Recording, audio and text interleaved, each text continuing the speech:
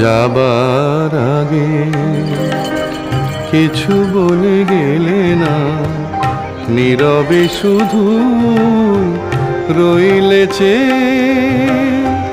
কিছু কি বলা ছিল না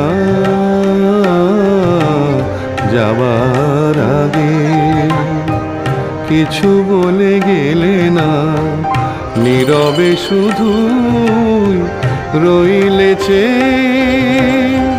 কিছু কি বলা ছিল না যাবার আগে, কিছু বলে গেলে না।